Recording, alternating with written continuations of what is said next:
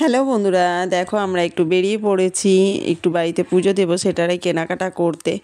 তো তোমাদের কাছে অনুরোধ রইল পুরো ভিডিওটা দেখার জন্য, সাথে থেকেও একটু। আর দেখো, তোমাদের সাথে কথা বলতে বলতে পৌঁছে গেলাম দশকর্মা ভাণ্ডারে। তো ঠাকুরমশাই যা যা লিস্ট দিয়েছিল সমস্ত কিছুই তোমার দাদাভাই আর আমি মিলে সবটাই কেনাকাটা করলাম। আর এই যে দেখো, গোপাল ঠাকুরটা খুব সুন্দর লাগছিল, আর মাম্মামও এখানে একটু সেলফি তুলে নিল।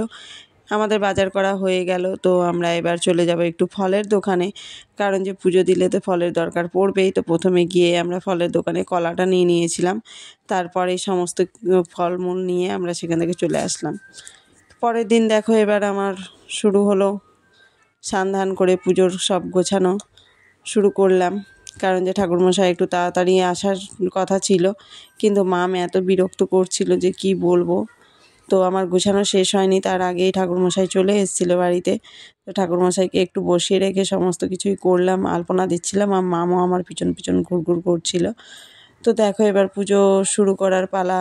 ঠাকুরমশাই বসেও গেছে পুজো করতে। আর এদিকে দেখো, ও পাপার সাথে বসে আছে, মাম্মা বসে বসে পুজো দেখছে আর খুব মজা করছে।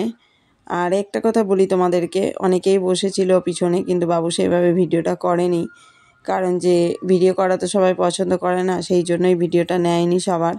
পরে আমি ওকে বললাম যে সবার ভিডিও করতে পারতি, তো কিছু বললো না। আর এইদিকে দেখো কেমন দুষ্টামি করছে, ভিডিও করা দেখে। তো পুজো এদিকে দেখো শেষের দিকে চলে এসছে, অনেকক্ষণ ধরেই পুজোটা করলো খুব সুন্দর করে।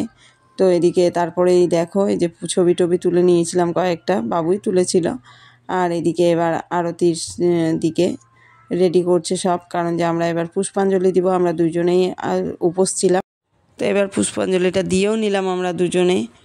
আর তোমাদের ভিডিওটা কেমন লাগলো একটু জানিও। আর এই যে দেখো, এবার সন্ধেবেলায় একটু পিঠে পুলি তো করতেই হবে, কারণ যে পরের দিন বুঝতেই পারছো পৌষ সংক্রান্তিতে আমি সব কিছু রেডি করে নিয়েছি।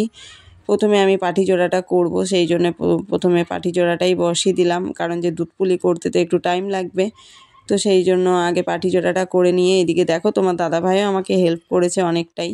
তো এদিকে দুধ পুলির জন্য সব রেডি করছিল, আর এদিকে দুধ পুলি বসিয়েও দিয়েছি।